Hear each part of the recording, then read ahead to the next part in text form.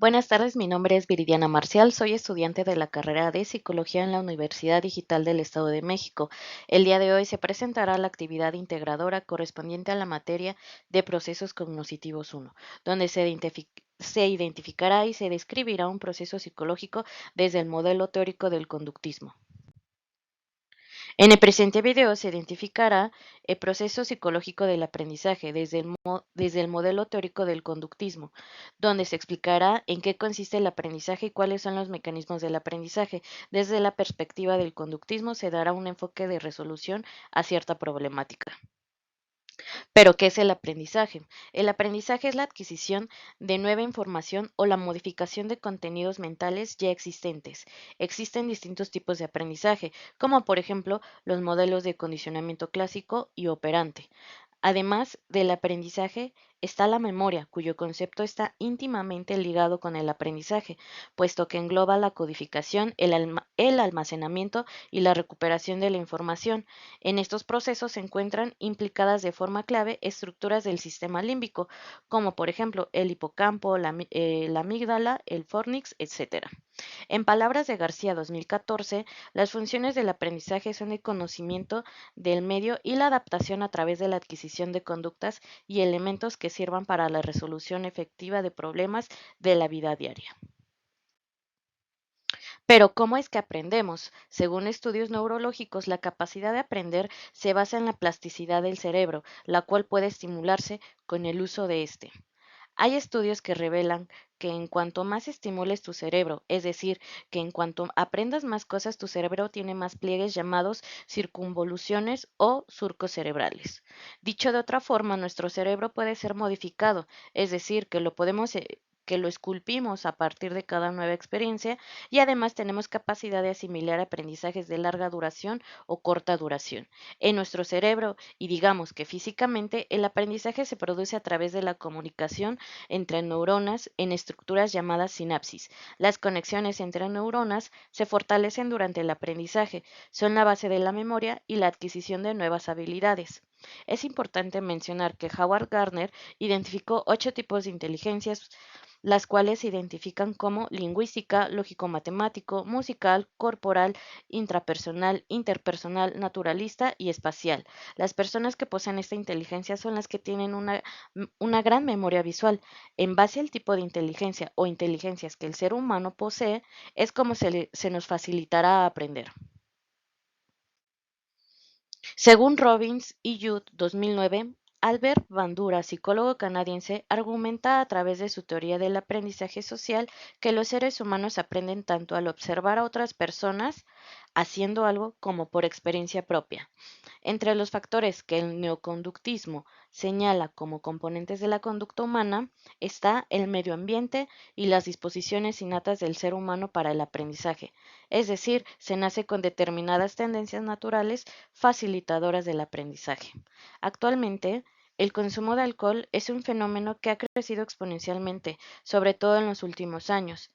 Este es un problema que aqueja a muchas familias mexicanas, si no es que a muchas familias de todo el mundo.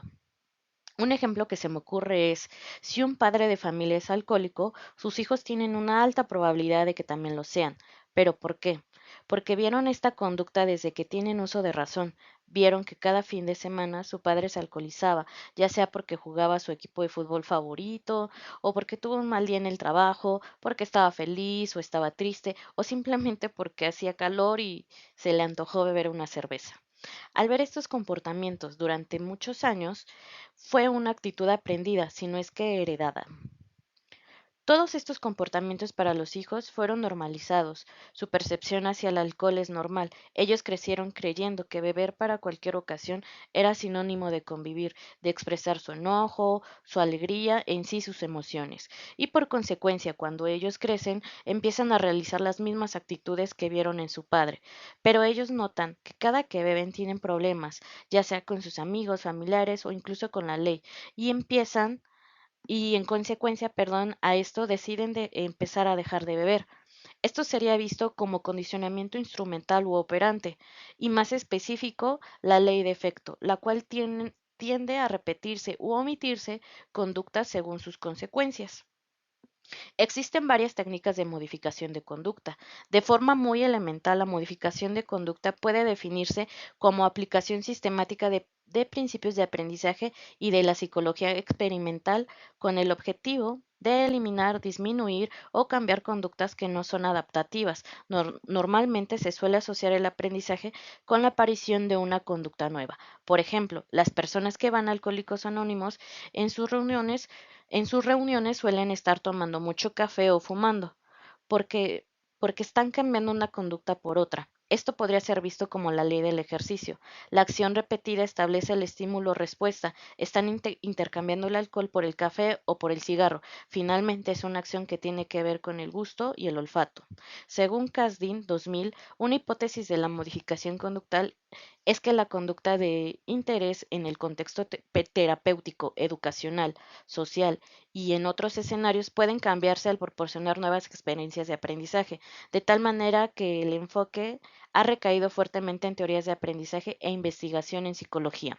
Al utilizar el aprendizaje como un punto de partida, los tratamientos conductuales proporcionan experiencias especiales de aprendizaje para modificar la conducta desviada a clínicamente desadaptada y para incrementar la conducta adaptativa en vida cotidiana. Actualmente existe una gran investigación sobre el aprendizaje y sobre la modificación de la conducta. Incluso existe una certificación en la teoría de la modificación de la conducta. Se puede encontrar infinidad de libros sobre este tema. Realmente es un campo muy investigado.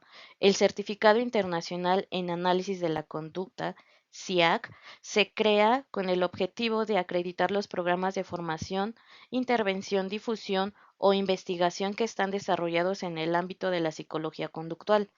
Es una entidad sin ánimo de lucro constituida por 5 especialidades en este campo, como el Instituto Terapéutico de Madrid o el Instituto de Terapias Conductuales y Contextuales.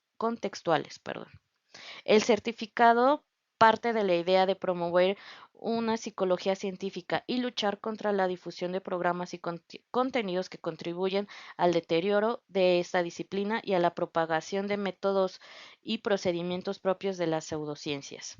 En la Universidad de Guadalajara también imparten un diplomado. En TECH, Universidad Tecnológica, también imparten un curso sobre modificación de conducta. Claro, tienen un costo pues algo elevado, pero existen todas estas investigaciones y herramientas. En conclusión, se puede observar que la conducta del ser humano se encuentra totalmente ligada con el aprendizaje y memoria, como señala Monroy Álvarez 2013.